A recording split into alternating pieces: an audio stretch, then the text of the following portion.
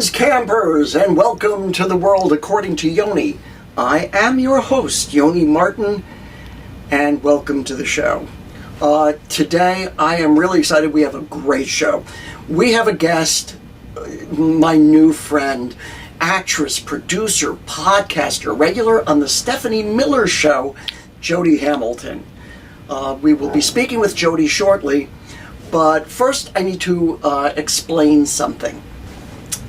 Through the course of this show, we will be talking about the certain denizen who walks the halls of the White House. Now, many people refer to him as the president and under a certain name that I just can't use it. I can't say it. It makes me sick. So when you hear me refer to him, you will hear me use the names He Who Must Not Be Named, Blotus, Comb Over Caligula, the Ignoramus in Chief, the Tangerine Turd, Twitler, and everybody's popular and favorite Shitler. And by the way, if over the course of time you come up with a name that you want to send me, please do, because I would love to have more. So let's get on with it. I also would like to thank Twitler's soon-to-be former campaign manager, Brad Parscale, who looks to me like a reject from the reality series Mountain Men. Anyway, Mr. Parscale supplied us with the most entertaining weekend I have had in ages. Last Saturday's COVID-19 inducing rally at the BOK Center in Tulsa, Oklahoma. Woo-hoo! We were told more than 1 million people requested tickets to see Blotus in person. Now, of course, they only say they gave out 300,000 tickets to fill a 60,000 seat arena. But they had outside set up for an overflow crowd. They had an outdoor stage where Blotus and Mike Pence were going to speak, and nothing happened. The problem was 6,200 people showed up. 6,200 people. So they had to cancel the outside rally. Now, before the night was over, Pascal and other Twitler surrogates from the campaign made the excuse that the reason this other 40, 50, 54,000 or so people didn't make it into the arena that night was because the protesters outside kept them out. If one is to look at the videotape or the pictures from the rally, one would wonder, how do a handful of protesters keep 54,000 people from getting into a 60,000 seat arena? Oh, and by the way, for the outside part of the evening, where Pence and you-know-who were supposed to speak, 12 people showed up. So I am just having so much fun with this. Also, that very night, I predicted that the following day, Twitler was going to go on his Twitter feed, and we were going to hear, and excuse me in advance, I do the shittiest imitation of you-know-who, so I'm not even going to try. But he was going to go on his Twitter feed, in my opinion, and he was going to say, 1 million people showed up. It was the greatest. 1 million gazillion people showed up. It was the greatest rally event in history. Greatest rally event ever. And sure enough, on Sunday afternoon, we were hearing from Twitler and all his surrogates what a great time everybody had. It was the greatest speech ever, and all the people went crazy. But you have to remember something. This guy lies. He loves to lie. He lives to lie. So I want to thank Herr Shitler for the pure entertainment value I received on Saturday night into Sunday, especially the photos of him arriving back in D.C., getting off the helicopter where his tie was askew, and he had this dejected look on his face like he just finally realized what a fucking asshole he is. I mean, we all knew that, but he didn't, obviously. And this coming upon the revelations earlier in the week from his former national security head, John Bolton's book. Excuse me. Bolton claims that the reason he didn't testify in the impeachment hearings was because he knew that the outcome of the impeachment trial was preordained. His testifying would have done nothing. This, even though all those who worked for him in the White House did testify. So, my thought for John Bolton is, fuck you. You know, you are a money-grubbing shithead who, when you finally had the chance to do something for your country, picked your wallet over your country. So fuck you, you fucking fuck. I hope your book sales tank, and even more, I hope that your book is passed around the internet by people who are not paying for it, so your royalties suck. Anyway, now that I've said all that, I want to introduce my very first guest. So let me slide over here to the magic computer where someone special is waiting. So this has been a long time coming. I can't remember when I first asked my first guest to appear on this podcast, which has taken, I think, 9 or 10 months since I first did it. But Jody Hamilton will be familiar to most of you from the Stephanie Miller Show, for those of you who watch or listen to the Stephanie Miller Show. And God knows I'm stealing my audience from there, so I assume that's the case. But she is also known from her own podcast, From the Bunker, with her co-host Rick Beatty, and that is available on the Stephanie Miller Sexy Liberal Network. But some things people don't know about Jody. She's an actress. She's a producer. She has an Emmy nomination to her name. And do I get to tell everybody what your Emmy nomination is for? Sure. Okay. She got a 2002 Emmy nomination for producing the Carol Burnett Showstoppers series, which stars her mother, Carol Burnett. So there's the name dropping of you. But again, I'm more interested because you've dabbled in acting and comedy like me. I sucked, so I stopped. Much better at improv, but stand-up, not good. And your political, you have the same problem I do, and don't hesitate to jump over me because I talk. You are in the entertainment industry, but you also have a very political mind. You are politically oriented. Why? That started, I want to say the first time I even thought about politics was during the 1976 presidential election with Carter and Ford. I remember it well. I was in 5th grade, I think, 4th or 5th grade, and we kind of had little debates. My family's we grew up Democrats, New Deal Democrats. My sister Kathy my sisters Kathy and Nancy are both in politics by their jobs, or were. So that's where that also comes from. My mom was a big supporter and fighter for the Equal Rights Amendment back in the early days. So it's been kind of part of my life. And I got more, when I met a friend of Stephanie's actually in 2008, I was at a party, a friend of ours was having a party, it was his 50th birthday, and I was invited, and I ended up sitting next to this guy, his name is Lyle, and he said, "Oh, you're amazing, you're so this, you're so that, you should have a radio show." And I'm like, yeah, because they give those away so easily. Now they do. Well, hey, I wish. he said, you should meet my friend Stephanie.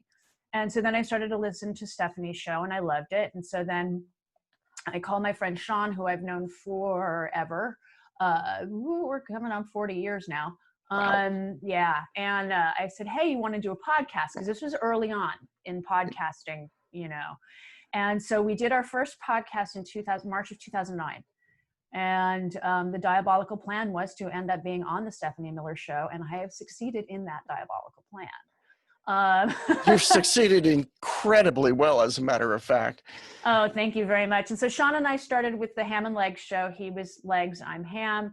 My mom named him Legs when we were in high school. And he's got nice gams. He really does. So see, I would have thought it was the other way around. So no, I'm the Ham. And so we did that for a long time, just the two of us. And whenever he couldn't host, Ricky would come in. And then eventually Sean kind of got, because when you talk about politics all the time, it can really get you down. Yeah, I know. So, and it just kind of started to weigh on him. And so he split, and then Ricky was my co-host for years. And it was at the beginning, before we changed the name to From the Bunker, it was called the Ham and Legs Show with Rick Beatty as Legs, or, you know, with Darren Stevens, you know, it was every Dick Sargent playing instead of, you know, and all the different Beckys on Roseanne. So we finally, because we used to call this The Bunker from the Ham and Legs Show. So we figured we'd just call the show From the Bunker. And then Ricky actually moved to, are there mosquitoes, dear? We have mosquitoes. So Ricky moved back to Ohio. So we had Nick Sadler for a while, on and off, for a very long time, for 3 years. And then David Shockett joined.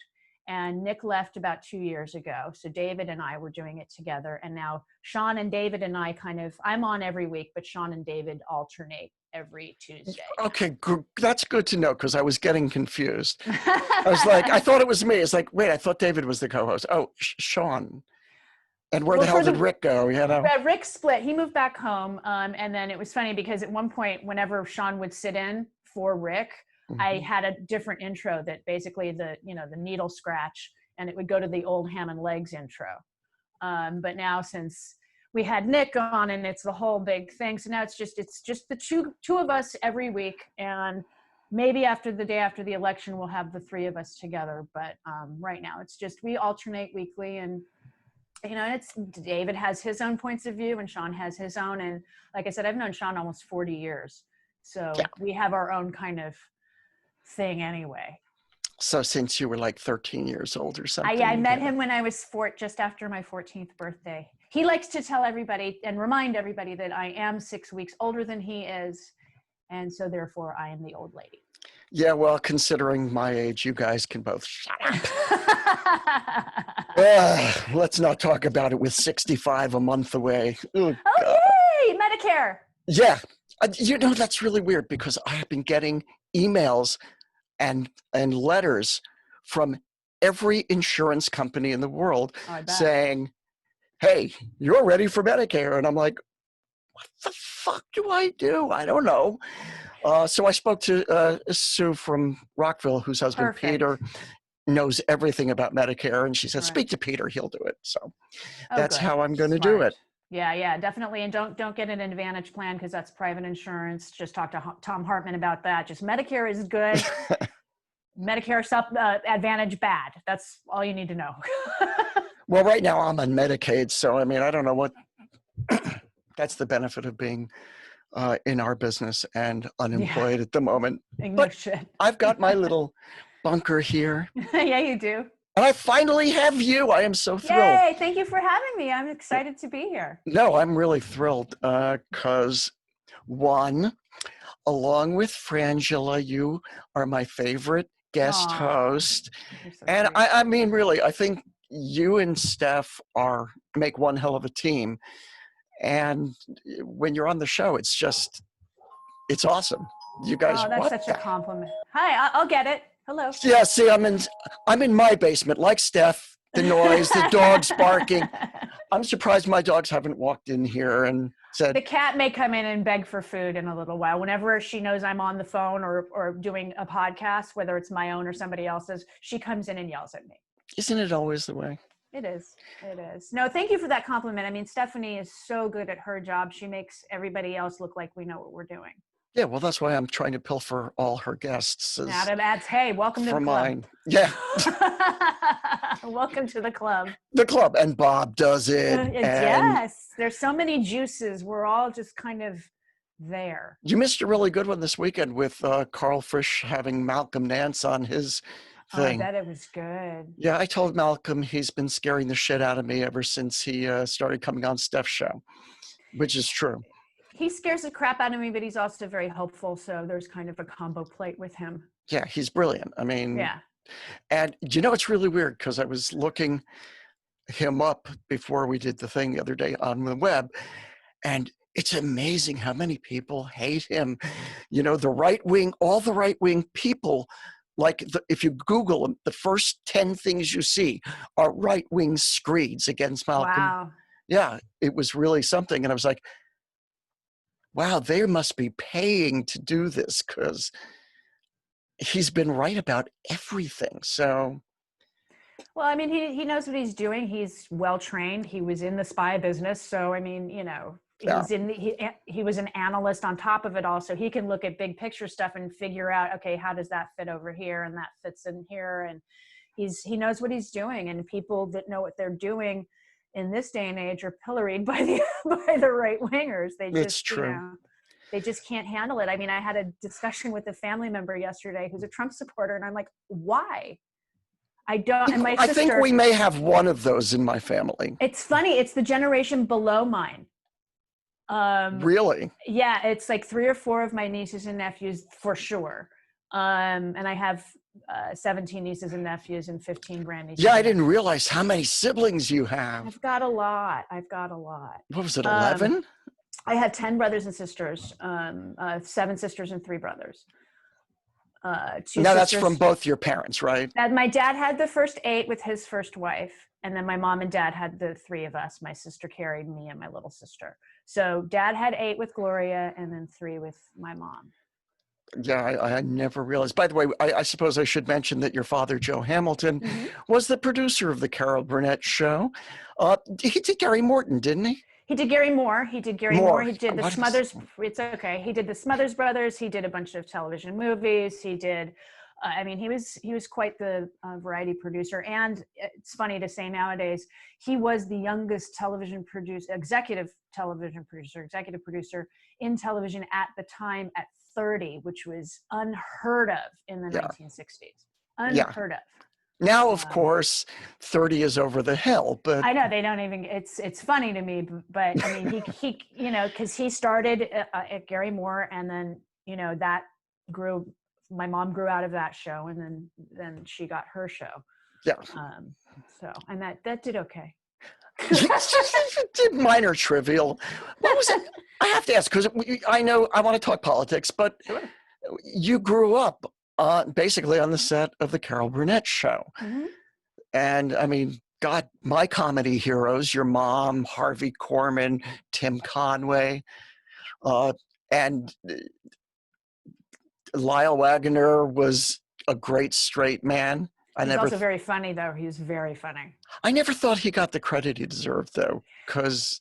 Yeah, I think initially when he was hired, he was just kind of for mom to kind of swoon over, and he was the announcer. Exactly. And then they realized, wait, this guy can act and he's funny. Let's put him into some sketches now. And then finally that started to happen. And then, you know, he was on the show for 8 years out of the 11. Yeah. So, and then he got Wonder Woman, and, you know, and then he started Star Wagon. So, you know, he did well. And then your mom found herself a sister, which was pretty impressive, from high school, I believe. From high school, yeah. She was in the Miss Fireball something, and she had written my mom a fan letter and said, oh, people think I look like you. And my mom was pregnant with me. You know, she was like 15 months pregnant with me. And the Miss Fireball contest or whatever it was like the day mom got this fan letter, and she had invited my mom. It was like 2 days later was the contest, and so she invited my mom. So my mom called, got the phone number, called her down in Long Beach, I think is where she was living. Did Vicky actually believe it was your mom when she called? Not initially, because my mom calls and Vicky's mom answers and she says, "Hi, my name is Carol Burnett. I've got a letter from your daughter. Is Vicky home?" And her mother goes, "Vicky, tell him out," and so Vicky gets on the other end and she says, "Hi, is this Vicky?" She says, "Hi, yeah, my name is Carol Burnett." And she goes, "Whatever, Karen, stop pretending. I know you're, and then she finally believed my mother because I guess she eventually recognized her voice. And so my mom and dad went to this thing and watched Vicky perform. And yeah, she did look a lot like my mom's little sister. Oh, yeah. And got hired. And there's no way that this unknown 17, 18 years, she was 19 when she started on the show, there's no way a network would have ever allowed that nowadays. No. And Vicky talk about on-set learning how to act and be funny. Oh my God, she grew so enormously. Mm-hmm. Yeah, I mean, who would have thought? So funny, and what a great singer and a dancer. I mean, and she just that was great training. She was very lucky, and it was just completely by chance. It's one of those it's a Hollywood story. I think that entire show was like,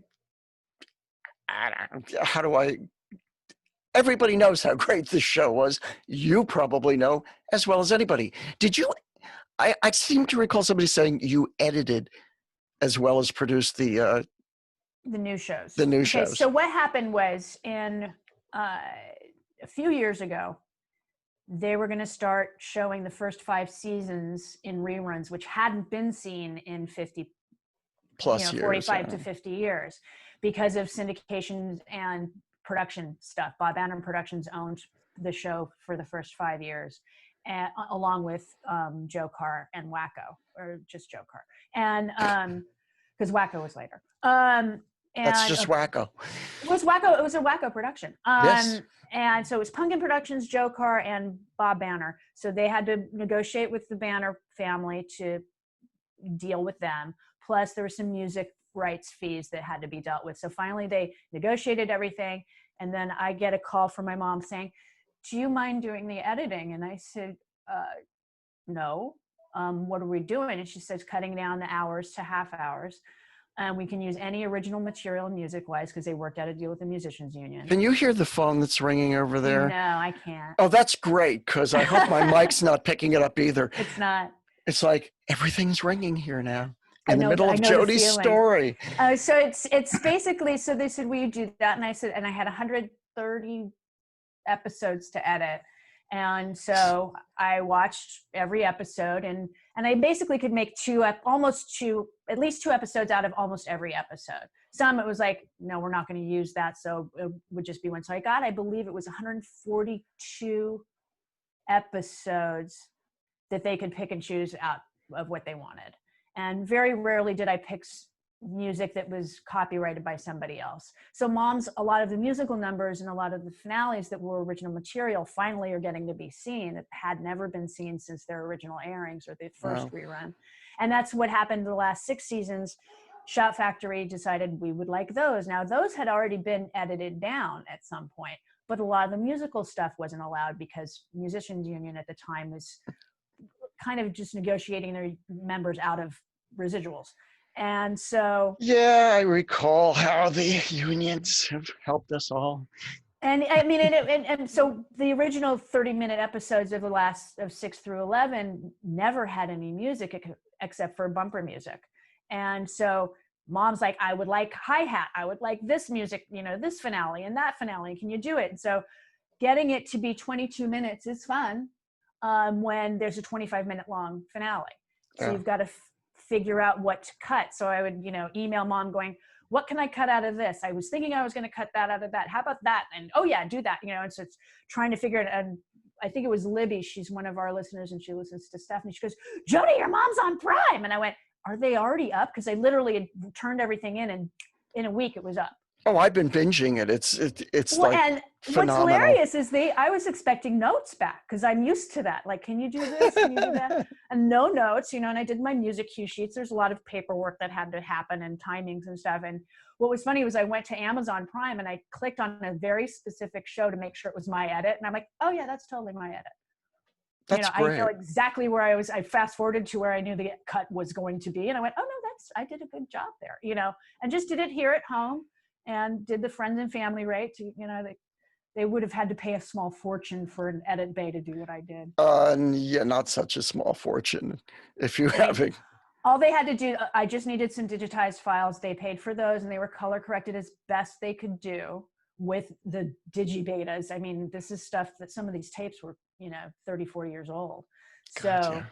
yeah. So, I mean, they, as good as they look is as good as they could look. But yeah, I mean, I've literally watched all 11 seasons and the summer shows over the past several years. Well, the funny thing is, they hold up like nothing I've ever seen. There's nothing, I don't think anybody has ever seen anything funnier than the Gone with the Wind sketch. Well, it's a brilliantly written sketch. The guy that wrote it, Rick Hawkins, actually went to my dad. He was a staff writer.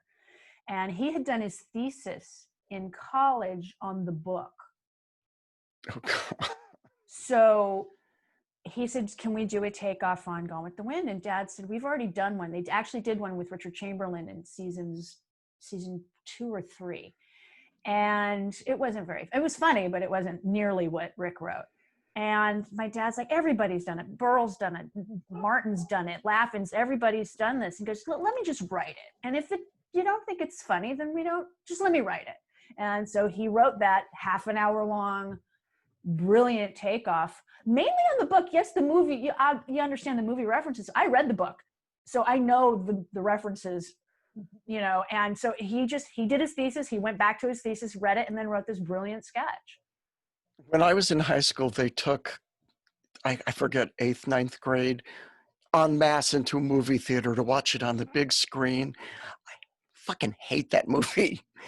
It's very rapey. It does have the best Groucho Marx line, never uttered by Groucho Marx. It's when Scarlett says to Red, I'm going to have a baby. And Clark Gable looks at her, and with the best Groucho Marx I've ever heard, he goes, congratulations, who's a lucky father? I love that line, but other than that. No, I mean, it's the scene when he takes her up and rapes her, basically. And she wakes up, no. No. And then Luke and Laura on General Hospital did the same thing. So, hello, yeah, they people. did. We're dating ourselves on that one. We are. No, I mean, it's, John Fugelsang had an interesting take on the movie, in particular, Gone with the Wind, and how it's the worst film ever. And I agree. I mean, it's beautifully shot. Yes. Wonderfully acted. I did see it in the theater for the first time years ago with my friend Amanda. Matthew Lillard, interestingly, was in line with us, and then eventually he does a Law and Order episode with my mom. So I was like, "That's weird." Small business. I know, isn't it? But we're watching the film, and when Melanie dies in the movie, it's the first time I'd ever cried when she died, because I had never cried before when she died. Because I'm watching it on television, you get commercial breaks. It takes 14 and a half hours to watch the movie, and so I was like, "Okay, that's interesting. That's a first." But it's just Scarlett's awful. She's awful human being. But see, my memories of it from being in the theater were all the girls. One girl started crying the minute the music came on at the beginning. Da-da-da-da, and she's off. And then, of course, throughout the movie, sobbing. And my friend Algie, who was sitting next to me, is doing this fake crying, and finally, this girl, Patty, turns around and says, "What do you look so funny?" We were when we saw it, when they released it, this was got to been, I wasn't with Lonnie yet, so it was 20-something years ago. And so the scene where she goes to the barn in the green dress after she has pulled down the curtains, mm-hmm. and then they cut to Rhett in prison in the barn. She walks onto the set and everybody starts laughing because of the dress. Well. And I turned to my friend and I went, she ruins everything. She has ruined a very important scene in this film. Because people just like, the minute she went for the curtains, people started laughing. I'm like, can't watch Wuthering Heights either. There are a lot of movies I cannot watch. Bad, Carol Burnett, bad. How dare she? Well, I told her that. How dare she be that funny? She apologized. I'm glad. She had a kind of good costume designer too. She did. Mr. Mackey is an excellent costume designer. Okay, so now that we know, we've had a little of the entertainment industry stuff, because a lot of the people I'm trying to have on are entertainment industry people like me, and you. But we're also, I wrote a blog last week basically saying I hate politics, but this is why I have to involve myself in it. And you and I, it sounds like, have very, very similar backgrounds. My parents met at a meeting of the New Deal Democrats in New York in 1948. My mother at 85 was working for Obama's first election campaign. Wow, good for her. I think we have one Republican in the family, and that's cousins and everything. One. Right. And he's the sweetest guy. He's nice, but I can't imagine he could still vote for he who must not be named. Because the problem we have in our family is that we go so far, some go far to the left, that we have the Bernie bros, and if it's not everything, then let's blow up everything and re-vote for Jill Stein or something. Yeah, I have a niece and a grandniece that are kind of like that.